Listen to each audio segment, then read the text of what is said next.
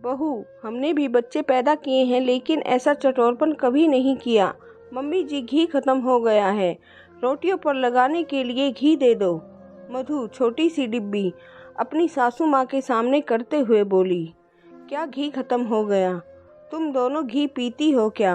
अरे अभी 4 दिन पहले ही तो दिया था, इतनी जल्दी कैसे खत्म हो गया?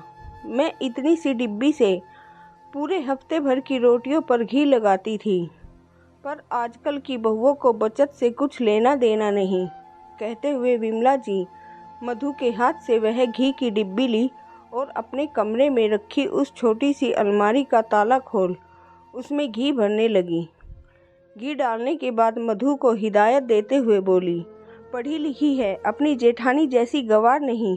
माना तू कमाती है, इसका मतलब यह तो नहीं कि दोनों हाथों से लुटाएगी।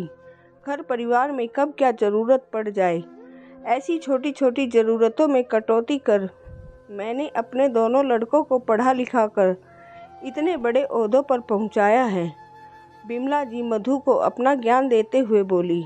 मधु जब घी लेकर रसोई में पहुंची तो उसका लटका हुआ मुंह देखकर उसकी जेठानी अपनी हंसी दबाते हुए बोली, देवरानी जी, सासू माँ की बातों को ज़्यादा दिल से मत लगाओ।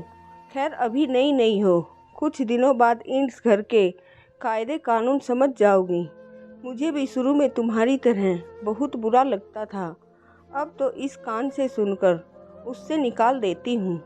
मधु की शादी को लगभग 2 महीने होने को आए और इन 2 महीनों में वह इतना समझ गई थी कि घर में उसकी सास का सिक्का चलता है।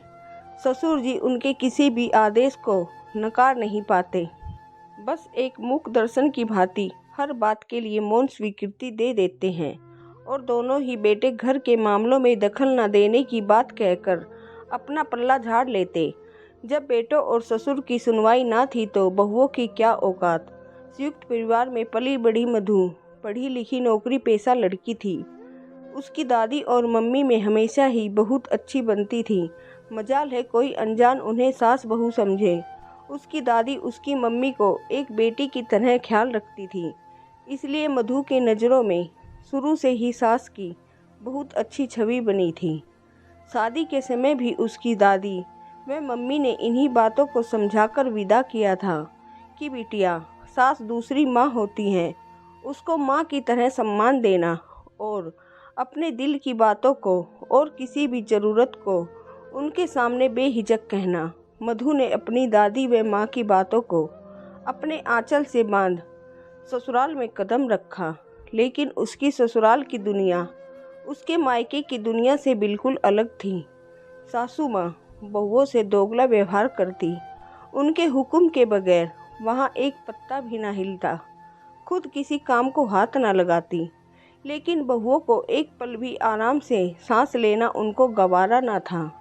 खाने पीने की चीज़ें अपने कमरे की अलमारी में रखती और सब्जियों को नाप तोल कर बनाने के लिए देती। मधु ने जब अपने पति से इस बारे में बात की तो वह बोले, मधु, मैं तो बचपन से यही देखता आया हूँ। दादी करती थी तो मम्मी भी।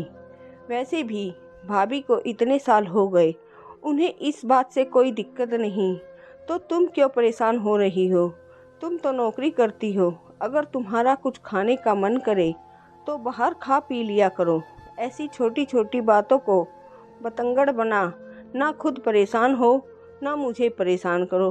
उसकी मम्मी और दादी भी उसे समझाते हुए यही कहते, बेटा, 1-2 साल लग जाता है ससुराल में सामंजस्य बिठाते हुए, धीरे धीरे सब ठीक हो जाएगा, तू धीरज रख। मधु ने भी इन सब बातों को सुन सब्र कर लिया और सब तो फिर भी ठीक लगता, लेकिन अपनी सास की यह आदत उसे अच्छी नहीं लगती थी कि बहुओं के खाने पर तो रोक टोक और खुद अकेले में अपना मन चाहा बनाकर खा लेती। पहले तो उसे अपनी जेठानी की बातों पर यकीन न होता, लेकिन जब सासू माँ को उसने खुद अपनी आंखों से ऐसा करते देखा तो उसे भी यकीन करना पड़ा। बुरा तो बहुत लगता, लेकिन जब पति ही सुनने वाला ना हो तो किसी और से क्या कहे। समय बीतता गया और मधु प्रेग्नेंट हो गई। प्रेगनेंसी की शुरुआत में उसका कुछ काम करने का मन ना करता। रसोई में खाना बनाते हुए उसे कुछ चीज़ों में महक आती और उल्टी लग जाती। इस पर भी सास ताने देती कि काम ना करने के 100 बहाने। अरे हमने भी बच्चे जने हैं, लेकिन हम इतने नाटक ना करते थे। आम बातें ये काम करते रहेगी तो डिलीवरी आसानी से हो जाएगी, वरना पेट कटवाना फिर। यह बातें मधु के साथ साथ उसके पति को भी अच्छी नहीं लगती, लेकिन दोनों ही बात आगे ना बढ़े इसलिए चुप्पी साध जाते। संडे का दिन था। आज ना जाने क्यों मधु का मन आटे का हलवा खाने को कर रहा था। अपने पति से कहा। वह हंसते हुए बोले, मैंने तो सुना था इस समय औरतों को खट्टा खाने का मन करता है और तुम मीठा खाने की बात कर रही हो। अब मन कर रहा है तो कर रहा है, इसमें मैं क्या बताऊं। मधु मुंह बनाते हुए बोली, ठीक है यार, मैं तो बस मजाक कर रहा था। जाओ बना लो, मुझे भी बहुत दिन हो गए, दिन क्या साल हो गए आटे का हलवा खाए। मुझे तो आटे का हलवा बनाना नहीं आता। मधु मुंह लटकाते हुए बोली, भाभी बहुत अच्छा आटे का हलवा बनाती हैं, उनसे बनवा लो, मना नहीं करेगी। बहना हलवा तो मैं बना दूंगी, लेकिन उसके लिए घी तुम्हें सासू माँ से मांगना होगा, और उनका तो तुम्हें पता ही है ना। जेठानी उसे समझाते हुए बोली, इस समय मम्मी मना नहीं करेगी, मुझे तो नहीं लगता। तुम्हें ऐसा नहीं लगता तो एक बार अपने मन की कह कर देख लो। मधु ने जैसे ही सासू माँ से अपने मन की बात कही, वह सुनते ही बिफर गई। क्या छोटी बहू, वैसे तो तुमसे काम नहीं हो रहा, खाना बनाते ही उल्टी आती है, फिर हलवा खाने का मन कैसे कर गया? उससे उल्टी नहीं आएगी? सब समझती हूँ मैं आजकल की लड़कियों के चोचले। हमने भी बच्चे पैदा किए हैं, पर ऐसा चटोरपन कभी नहीं किया। सब जैसा खाते थे वैसा ही खाया। अगर अपनी कमाई का घमंड है तो अपनी गृहस्थी अलग बसा ले, तब अपने मन की करना।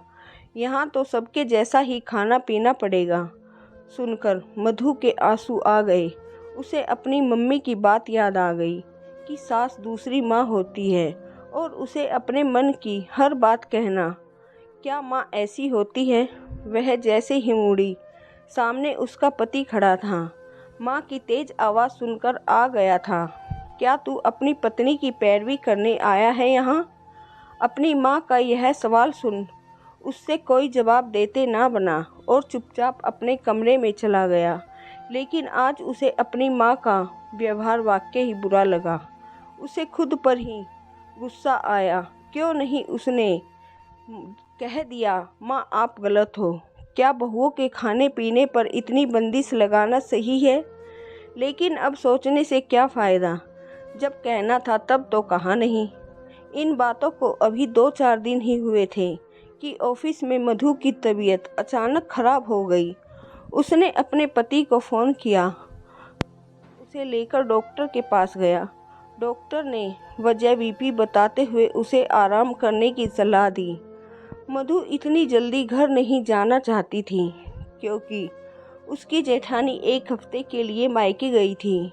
उसके घर जाते ही पता था सासू माँ आराम तो क्या करने देगी, उल्टे अपनी तबीयत सही न होने का बहाना कर कामों में लगा देगी। लेकिन पति ने इस आश्वासन से कि वह भी छुट्टी ले लेंगे, उसे कुछ तसल्ली मिली। उधर आज मौसम बड़ा सुहाना था, तो सुबह से ही मधु की सास का हलवा खाने का बड़ा मन कर रहा था और आज उसे मौका मिल गया। दोनों बहुएं ही घर पर नहीं थी और पतिदेव भी काम से बाहर थे। मौके का फ़ायदा उठाकर वह अपना मनपसंद आटे का हलवा बनाने लगी कि तभी ज़ोर ज़ोर से दरवाज़ा खटखटाने की आवाज़ से उसका मन बैठ गया। दरवाज़ा खोलते ही सामने मधु व बेटे को देख उसका चेहरा सफ़ेद पड़ गया। सारे घर में हलवे की खुशबू फैली हुई थी। खुद को संभालते हुए वह बोली, तुम इतनी जल्दी कैसे? बेटे ने उसे सारी बात बताई। कह वह मधु को सोफे पर बिठा पानी लेने रसोई में गया तो हलवा देख बोला, मम्मी आप हलवा बना रही थी? क्या करूं, बनाना पड़ा। आज तेरी बीवी खाने में इतनी मिर्ची डाल गई कि खाते ही पूरे शरीर में आग लग गई। पता नहीं मेरी बुढ़िया दुखी हो, बस उस जलन को दूर करने के लिए हलवा बनाने बैठी थी। वरना तुझे तो पता है तेरी माँ जैसा सब खाते हैं वैसा ही खाती है, अलग से कोई चटोरपन नहीं करती, बहू की तरह। मधु की सास सारा दोष मधु पर लगाते हुए बोली, बस करो माँ, सब्जी मैंने भी खाई थी, सब्जी में कोई मिर्ची नहीं थी, आपका मन था तो खा लिया, इसमें इतने बहाने बनाने की ज़रूरत क्या है? फिर क्या मैं झूठ बोल रही हूँ?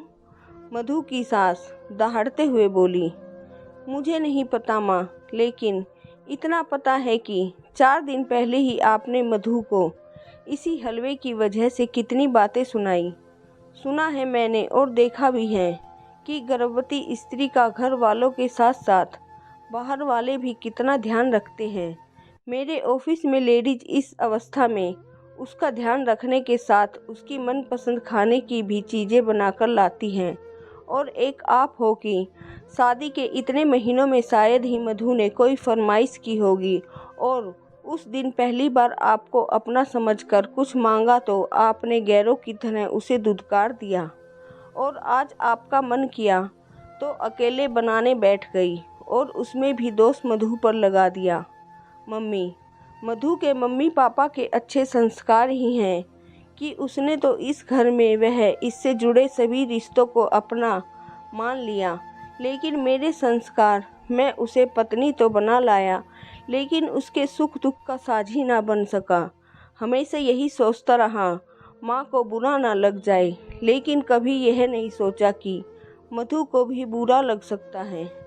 इस घर में मेरे पापा तो माँ पिता भाई सब है, लेकिन मधु के पास तो यहाँ वो भी नहीं जिसको माँ पिता माना, वह सिर्फ नाम भर के, और पति वह कौन सा इन सब से अलग है, जो आज तक उसके मन की ना समझ सका। मायके से पराई हो गई और ससुराल वालों ने किसी ने अपनाया ही नहीं।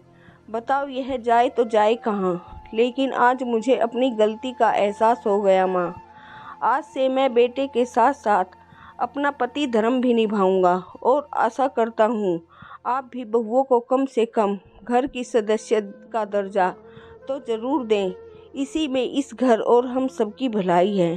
अगर ऐसा नहीं हुआ तो माँ, इस घर की नींव को दरकते देर न लगेगी। आज पहली बार मधु की सास ने बेटे को विद्रोही रूप में देखा था। शायद वह समझ गई थी कि अगर वह अब भी ना संभली तो वह बहुओं की तो कभी ना बन सकी, और बेटों की नज़रों में कमाई इज्जत भी ज़्यादा दिन तक नहीं टिक पाएगी।